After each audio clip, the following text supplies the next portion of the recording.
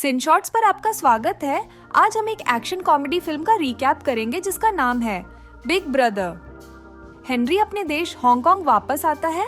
US military में सालों तक सर्व करने के बाद एक टीचर के जॉब के लिए वो अपने पुराने स्कूल को जाता है। प्रिंसिपल कहता है उसके पास टीचिंग का कोई एक्सपीरियंस नहीं है, पर एक गवर्नमेंट रिकमेंडेशन लेटर दिखाने पर उसे जॉब मिल जाती है। ज्वाइनिंग के पहले प्रिंसिपल उसे बता देता है कि जिस क्लास को ये पढ़ने वाला है वो स्कूल की सबसे शरारती है। दूसरे दिन जब हेनरी स्कूल आता है, क्लास की हालत ही खराब होती है। कोई गा रहा है तो कोई सो रहा है, कोई गेम्स खेल रहा है और बाकी लोग नूडल्स बना रहे हैं। टीचर को क्लास में देखकर भी वो अपना काम चालू रखते हैं। हेनरी उनका ध्यान अपने तरफ करने की कोशिश करता है, पर वो उसे इग्नोर कर देते हैं।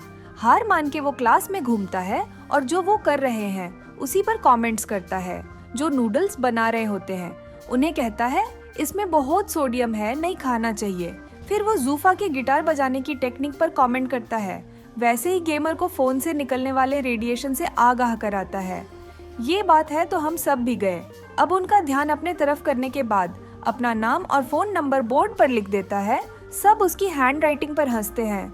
कोई उसे कॉल लगाकर कहता है क्लास से चले जाने को, पर वो हंसकर उड़ा देता है। वो फिर से उसे इग्नोर कर देते हैं और अपने काम में वापस लग जाते हैं।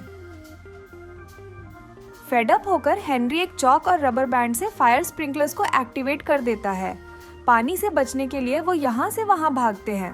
अब उसे उनका पूरा अटेंशन मिल गया है और वो ऑफिशियली अपने आप को इंट्रोड्यूस करता है। Welcome to my class. Class के बाद 5 बैक बेंचर्स स्पोर्ट्स रूम में स्मोकिंग करने के लिए जमा होते हैं। उनका लीडर जैक, जिसे एक ए ग्रेड स्टूडेंट पर क्रश होता है। बाकी लड़के उसका मजाक उड़ाते हैं। उनकी दुश्मनी होती है कुछ अमीर और बिगड़े हुए बास्केटबॉल प्लेयर्स से, जो वहां आकर जैक के गरीब होने का मजाक उड़ाते हैं। Later on basketball players practice कर रहे होते हैं और जैक और उसका ग्रुप बैठकर देख रहे होते हैं। जैक एक बॉटल गाड़ा देता है और कैप्टन गिर जाता है, पर इंग्लिश मैडम मिस लियांग उन्हें डिटेन कर देती है। डिटेंशन से बचने के लिए वो उस पर एक प्रैंक करके भाग जाते हैं। मीनवाइल स्कूल का प्रिंसिपल टेंशन में होता है। बोर्ड मेंबर्स एजुकेशन फंडिंग से 20% काटना चाहते हैं। बोर्ड मेंबर्स स्कूल को इंस्पेक्ट करते हैं, देखने के लिए फंडिंग के पैसे कहाँ लग रहे हैं। उसी वक्त हेनरी क्लास में एंटर कर रहा होता है, जहां उसे प्रैंक करने के लिए स्टूडेंट्स ने वाटर बकेट रेडी रखा होता है, पर वो अपने गजब के रिफ्लेक्स से बच जाता है। ये देख सब चौंक जाते हैं। हेनरी जैक से उसके सिगरेट्स मांगता है, यानी उसे पता होता है जैक स्मोक करता है। फिर जूफा से पूछता है उन 3 इंग्रेडिएंट्स के नाम बताओ जो सिगरेट्स में पाए जाते हैं। सही जवाब बताने पर उसे पूरे दिन की छुट्टी मिलती है। सब लोग शोर करते हैं कि उन्हें भी छुट्टी चाहिए। हेनरी सबको एक एक सिगरेट देता है और कहता है उसे ध्यान से देखो। फिर उनसे सिगरेट पीने के आउटकम्स के बारे में पूछते हैं और बताता है कैसे सिगरेट्स पीने से उनके हलक में टार जमा हो जाती है। पहली बार वो किसी टीचर की बात इंटरेस्ट लेकर सुन रहे थे। बेल रिंग हो जाने पर वो सबसे सिगरेट्स वापस मांगता है और वो दे देते हैं। कैंटीन में बास्केटबॉल टीम का कैप्टन जैक के दोस्त ब्रूस को गिरा देता है। इससे दोनों ग्रुप्स में बेहसा बहसी होती है और बात मारपीट तक चली जाती है। वो एक दूसरे पर खाना और टेबल्स फेंकते हैं और उस जगह को डिस्ट्रॉय कर देते हैं। हेनरी को पता चलता है उसके 5 स्टूडेंट्स को सस्पेंड कर दिया गया है। हेनरी जैक को शांत कराता है।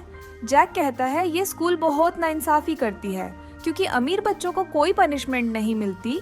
उस दिन हेनरी उन बच्चों के फाइल्स पढ़ता है। पहला होता है जूफा, जो एक पाकिस्तानी इमिग्रेंट होता है। उसके रेस के कारण उसका सब मजाक उड़ाते हैं। पुलिस अक्सर चोरी के लिए इसे जिम्मेदार ठहराती है। जूफा म्यूजिशियन बनना चाहता है। सेकंड में आती है देनन। उसका बाप लड़कों से ज्यादा प्यार करता है। अपने बाप का भरोसा जीतने के लिए वो लड़कों की तरह बाल काटती, लड़कों वाले गेम्स खेलती, पर उसके बाप को कोई परवाह ही नहीं, बल्कि अपने छोटे बेटे को प्रिंस की तरह रखता है। फिर आते हैं 2 भाई ब्रूस और क्रिस, जिनकी माँ किसी और के साथ भाग गई थी जब ये सिर्फ बच्चे थे, जिसकी वजह से उनका बाप शराबी बन गया है। ब्रूस अपना दिल बहलाने के लिए वीडियो गेम्स खेलता और क्रिस घर चलाने के लिए एक दुकान में काम करता। हेनरी को जैक के फैमिली पर कोई जानकारी नहीं मिली। अगले सीन में जैक एक रेस्टोरेंट में वेटर का काम कर रहा होता है। वहाँ एक MMA बेटर जेनिंग अपने बसीनस पार्टनर के साथ वहाँ आता है। मौका देखकर जैक उसका लाइटर चुरा लेता है, पर पकड़ा जाता है। जेनिंग के आदमी उसे बहुत मारते हैं। जेनिंग जब उसकी स्टूडेंट आईडी देखता है, उसे कुछ पैसे देता है और अपने लिए फूड डिलीवरी बॉय का काम करने को कहता है। हेनरी जूफा के घर जाता है, देखता है जूफा अपने बाप से टिकट चुरा के भाग रहा है। हेनरी पहले जूफा का साथ देता है, पर पूरी बात जानने पर बाप की तरफ हो जाता है। फिर दोनों एक ब्रिज में हैंग आउट करते हैं जूफा को मोटिवेट करने के लिए। हेनरी एक बैंड के साथ गाना गाने लगता है। उसे देख जूफा भी उन्हें ज्वाइन करता है और पहली बार पब्लिक में गाता है। उधर ब्रूस और क्रिस का बाप हमेशा की तरह लेट घर आता है और उन्हें पास वाले दुकान से शराब लाने को कहता है। मना करने पर वो उन्हें घर से निकालने की धमकी देता है। अगले दिन हेनरी उसे अपने बच्चों के लिए रिहैब में जाकर नशा छोड़ने को कहता है। डीनन का बाप उसके लिए मेकअप का सामान लाता है और उसे लड़कियों जैसा बिहेव करने के लिए कहता है। डीनन नाराजगी जाहिर करते हुए कहती है वो जो भी करती है उससे उसके बाप को तकलीफ होती है। वो मेकअप अपने छोटे भाई को लगा देती है और कार लेकर भागने लगती है, पर गेट पर हेनरी उसे रोक देता है। वो कहता है बिना लाइसेंस के गाड़ी चलाना जुर्म है और दूसरा रास्ता बताता है। उसे गो कार्ट रेस में ले जाता है और उसका ओपोनेंट होता है डीनन का बाप।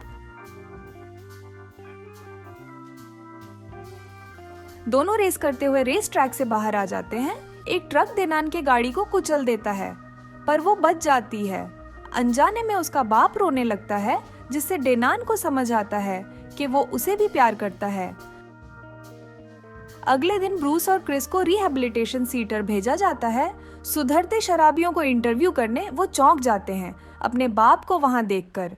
स्टूडेंट्स उसे पूछते हैं उसने पीना क्यों शुरू किया। वो कहता है वो अपनी बीवी से बहुत प्यार करता था, पर उसने उसका साथ सबसे बुरे दिनों में छोड़ दिया, इसीलिए उसने पीना शुरू किया और भूल गया कि उसके 2 बेटे भी हैं। उसने बाकियों को पता नहीं चलने दिए कि वो ब्रूस और क्रिस का बाप है, पर उनसे माफी मांग ली। इससे दोनों रोने लगे। कहीं और जैक उस MMA बेटर जेनिंग के लिए काम करने लगा था। वो उसे बहुत पैसे देकर कहता है एक फाइटर के ड्रिंक में ड्रग मिला दे। जैक के संकोच करने पर उसे फोर्सफुली करवाया जाता है।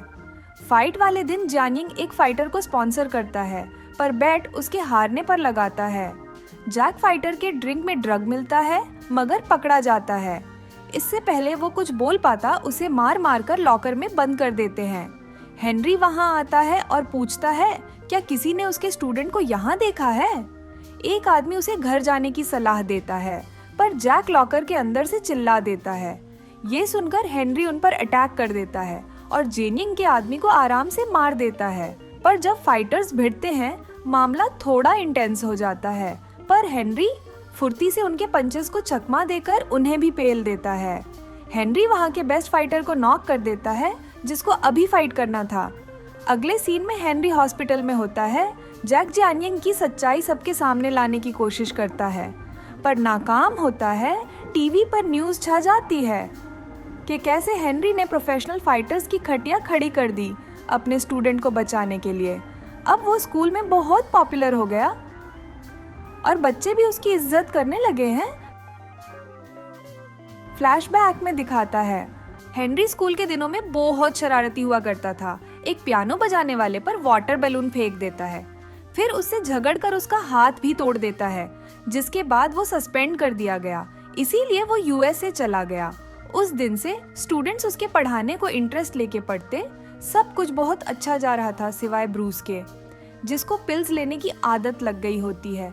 जब क्रिस वीडियो गेम्स के एडिक्शन में था, ब्रूस ने ड्रग लेना शुरू कर दिया था। फोकस की कमी के कारण वो एंट्रेंस में बहुत कम मार्क्स लाता है।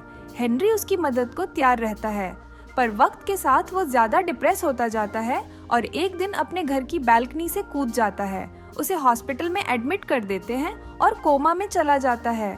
मीडिया कहानी को ट्विस्ट करके स्कूल का और हेनरी का फॉल्ट बताते हैं। ऑफिशियल्स हेनरी को इंटरव्यू करते हैं और उसका टीचिंग लाइसेंस रिवोक कर देते हैं। वो जा रहा होता है कि स्टूडेंट्स उसे रुकने का रिक्वेस्ट करते हैं। स्टूडेंट्स उसके जाने से हार्ट ब्रोकन होते हैं, पर ये जानते हैं कि उन्हें एग्जाम में अच्छे मार्क्स लाकर हेनरी को प्राउड करना है। उस दिन से वो लोग दुगनी मेहनत करने लगे बोर्ड को ये बताने के लिए कि हेनरी कितना अच्छा टीचर है। एग्जाम वाले दिन सबके फोन पर हेनरी का टेक्स्ट आता है कहते हुए, एग्जाम से 1 घंटे पहले स्कूल आकर मुझसे मिलो। सबको ये पता चलता है ये सब हेनरी नहीं बल्कि जानिंग का प्लान था, ताकि उन्हें स्कूल में कैद करके एग्जाम न देने दे। ये सब हेनरी को सबक सिखाने के लिए था। सब हेनरी को पता चलता है। वो अकेला जेनिंग के लोगों से लड़ता है और अपने स्टूडेंट्स को आजाद करवा देता है। सब एग्जाम की जगह को पहुंच जाते हैं और हेनरी जेनिंग को मारता है।